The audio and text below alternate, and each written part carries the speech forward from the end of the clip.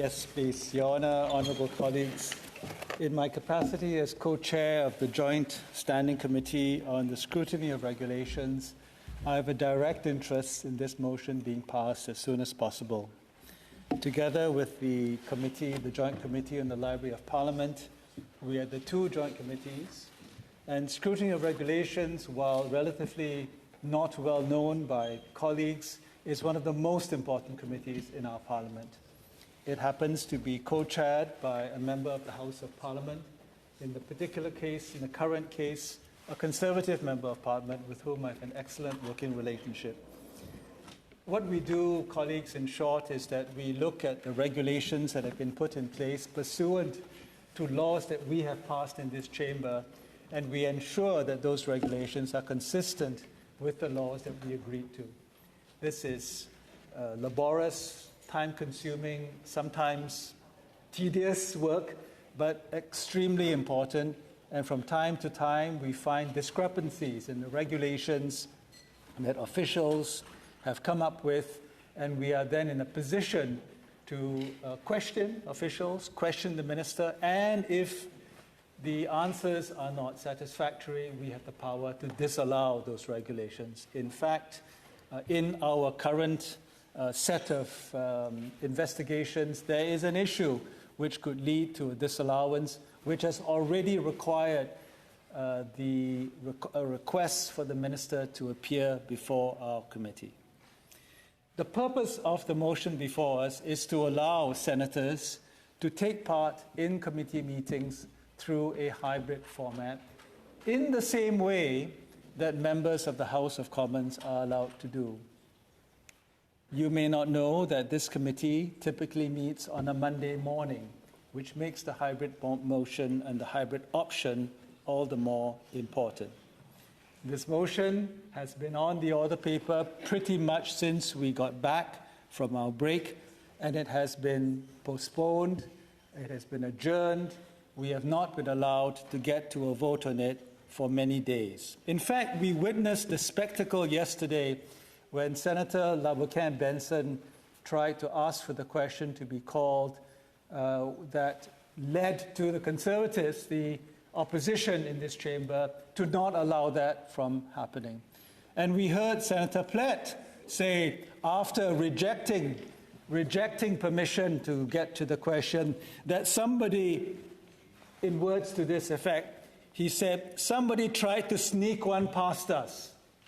Somebody tried to sneak one past us. Colleagues, what is it we were trying to sneak past the Conservative Party? A motion to allow a committee of Parliament to meet, to do the work of parliamentarians. That is what we were trying to, quote, sneak past the Conservative Party. This is yet another example of the obstructionist tactics that undermine the work of the Senate and of the Parliament of Canada. And all of this is being done in the name of the so-called official opposition of the Senate. It exposes yet again the fallacy that a partisan opposition can be held up as some kind of special case of an opposition that deserves special rights and privileges that other parliamentary groups do not have.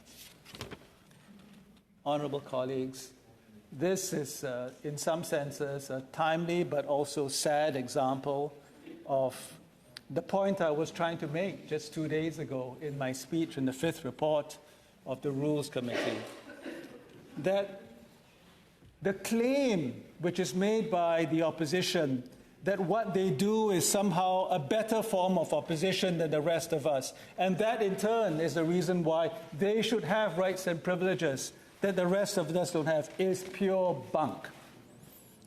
It underscores the need more than ever for us to change the rules. Colleagues, I will shortly close my speech by calling the question, and I hope the Conservatives will not stand in the way of the Joint Committee doing its work by allowing the question to be called.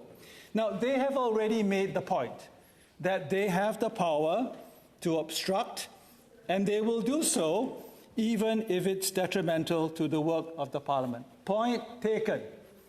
But the point that the rest of us should take is a different one. It is that there is nothing to admire, there is nothing to protect in this kind of opposition, and there is no reason to preserve the special privileges of the Senate opposition in the rules of the Senate.